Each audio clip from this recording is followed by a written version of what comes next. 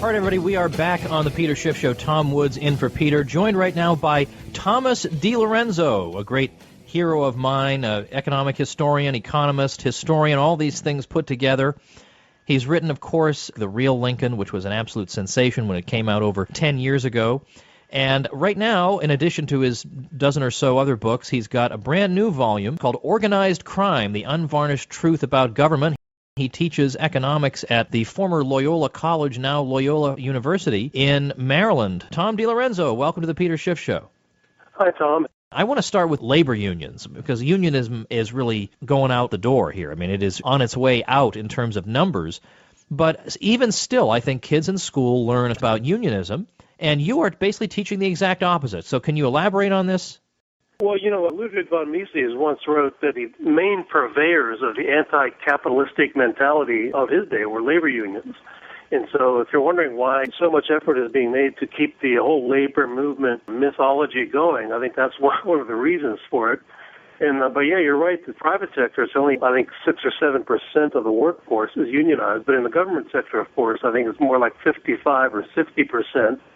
And that seems to be the overwhelming objective of all state and local governments now, is to protect the pay and perks of public employee unions. But in my articles on unions, one of them is called The Inherent Violence of Unions, and it teaches a basic economic lesson that the only way a union could actually increase wages above what you would get on the free market is to somehow prevent competing workers, non-union workers, from competing for the jobs, because after all, if they go on strike, an employer can just hire replacement workers.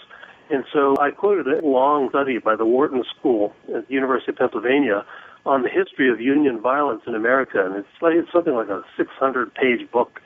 And it documents how, for generations, labor unions in America have used murder, mayhem, stoning, stabbing, every kind of violence imaginable against non-union workers. The company is not the main enemy. The main enemy is always the competing workers. And so I just made the point that this is an inherent feature of unions. It's the only way they can keep monopoly wages.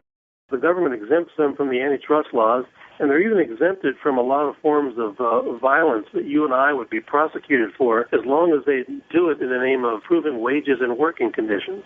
Unions are basically labor cartels.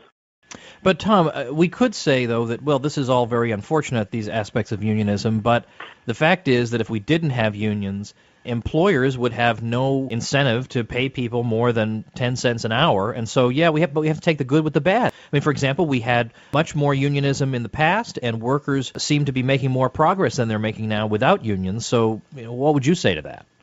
Well, that's a version of the Marxist subsistence theory of wages. It says that employers would only pay the workers just enough to keep them alive and trudging back to the factory every day. But, of course, history disproves that, because wages in America, wages rose by 3 to 5% ever since the Constitution was ratified. In the post-Civil War years, it stepped up another percentage point or two because of free labor and because of enormous amount of capital investment that was occurring.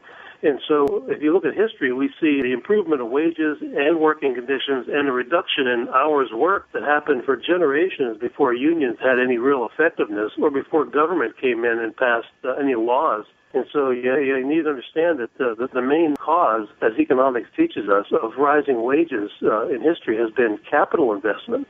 That increases the marginal productivity of labor, and competition between employers forces employers to offer their productive employees more money, or else they lose them to competitors.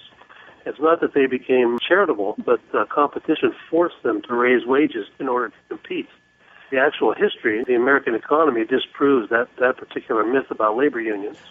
Tom, I chose these topics just that we would talk about, even though there are a gazillion in your book, just because I think they're the ones that school children are most likely to hear repeated. And so I think the topic that you've done so much important pioneering work on is antitrust. And this is one of these areas people think, well, surely this is an intervention we need. Maybe we need to reform it a little bit, but obviously the free market, as Marx said, is going to lead to greater and greater concentrations of wealth, and the rest of us will be mere peons.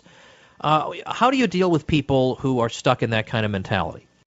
The Fed and antitrust are two things that most people know nothing about, although Ron Paul did a great service in educating millions about the Fed. But the standard story that everyone is told is that in the late 19th century, The American economy was becoming rampantly monopolized, and the government came to the rescue with the Sherman Antitrust Act in 1890 to regulate these monopolies and protect consumers from monopoly. And that always sounded like a fishy story to me. So I published an article in an academic journal called the International Review of Law and Economics way back in 1984. And I showed in that article that the industries that were being accused of monopolizing industry were cutting prices several times faster than the price level was falling at the time. This was a period of price deflation. And also they were expanding production, some of them 10 times faster than GDP for an entire decade prior to the 1890 Sherman Antitrust Act. So what was going on was a targeting of the most productive, the most dynamic, the most competitive industries in America by sour grapes losers who could not compete, and they simply ran to politics. They ran to the government to try to do something about these falling prices and expanding output and the invention of new products. So antitrust was a protectionist law from the very beginning. And, there have been many books written about antitrust regulation by economists, and for 110, 115 years, they say it hasn't really worked out too well. It's been counterproductive. But part of the myth is that, but at the beginning, it was a good idea. Well, I think I've pretty much proved it was always a protectionist racket, just exactly the opposite of what school children are taught, if they're taught anything at all about it. Look at the Microsoft antitrust case. The Microsoft Corporation was investigated for 4 years by the Bush administration, and they found that they were doing nothing wrong. And then they had the Federal Trade Commission look at them, and then the Justice Department look at them, and they finally went and sued Microsoft. But then what happened, Microsoft's competitors were revealed or outed as being behind the lawsuit. They hired all these consultants, including Robert Bork, the late Robert Bork, who was very well known in the field, and they actually constructed the actual case that was put against Microsoft by the government. Then in the end, the judge in the case was so biased that he was kicked off the case by the 3 panel of federal judges that appointed him because he was so biased. He actually gave a magazine interview where he compared Bill Gates, founder of Microsoft, to Al Capone. But the government, to save face, made them pay a small penalty, and that was the end of it.